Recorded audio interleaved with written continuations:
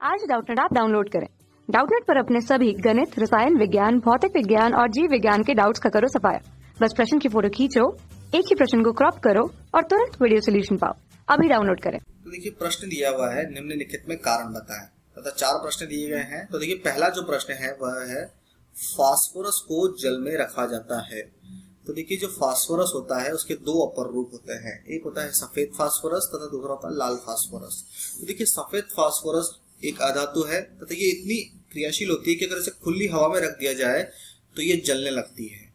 तो इसका जो कारण है कि इसको जल में इसलिए रखा जाता है ताकि वह हवा के संपर्क में ना आए। तो जब अगर वो हवा के संपर्क में आएगी तो जलने लगेगी। इसका जो कारण है कि फास्फोरस जो होती है वो अति क्रियाशील अधातु है, जिसकी वजह से इसको जल में रखा जाता है। तो आइए देखते हैं इसका उत्तर। तो देखिए फास्फोरस जो होती है एक अक्रियाशील यानी कि क्रियाशील अधातु है। अब देखिए ये इतनी क्रियाशील होती है कि अगर हवा के संपर्क में आ जाए यानी कि हवा में उपस्थित गैसों के संपर्क में आने पर यह जलने लगती है।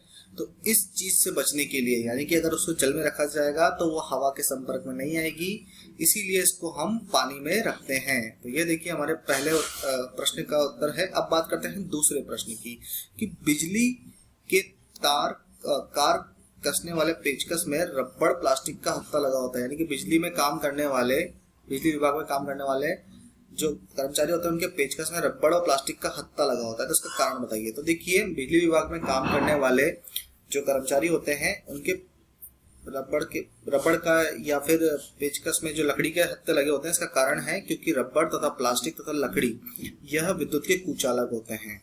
जब ये बिजली का काम करते हैं तो इनको करंट लगने का खतरा होता है। इससे बचाव के लिए ये रबड़ तथा प्लास्टिक का हत्था इस्तेमाल करते हैं। तो आइए देखते हैं। तो देखिए रबड़, प्लास्टिक तथा लकड़ी विद्युत के जो होते हैं वो कुचालक होते हैं। इसी वजह से इनको हम विद्युत के बने हुए सामानों के हैंडल में लगाते हैं। देखिए हम लोगों ने देखा कि ये विद्युत के कुचालक हैं तथा इससे करंट लगने का खतरा ना के बराबर यानी कि करंट लग ही नहीं सकता। तो ये उत्तर दूसरे का। तो देखिए अब तीसरा प्रश्न है सोना तथा चांदी का उपयोग आभूषण बनाने में किया जाता है।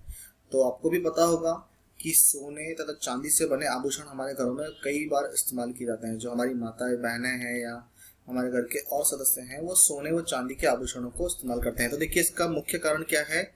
इसका मुख्य कारण है उसकी चमक तथा उसकी आकर्षकता, यानी कि वो दिखने में इतने बढ़िया होते हैं कि हम सोने तथा चांदी से बने हुए आभूषणों को पहनना हमारा कर्तव्य समझते हैं।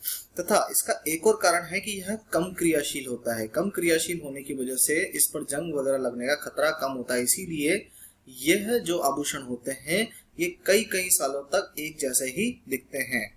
अब हम देखते हैं चौथा प्रश्न।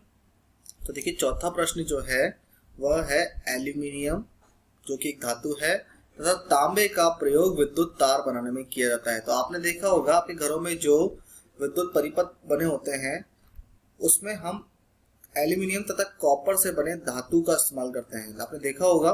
देखिए ये जो धातु होती है यह विद्युत की बहुत अच्छी सुचालक होती है तथा इनका प्रतिरोध कम से कम होता है, जिसकी वजह से जो विद्युत धारा इसमें बहने वाली होती है उसका बहुत कम ह्रास होता है, यानी कि बहुत ही कमी उसमें नुकसान होगा, जिसकी वजह से इसको हम विद्युत परिपथ में इस्तेमाल करते हैं क्योंकि यह बहुत अच्छे चालक होते हैं, जिसकी वजह से इनका प्रतिरोध कम होता है।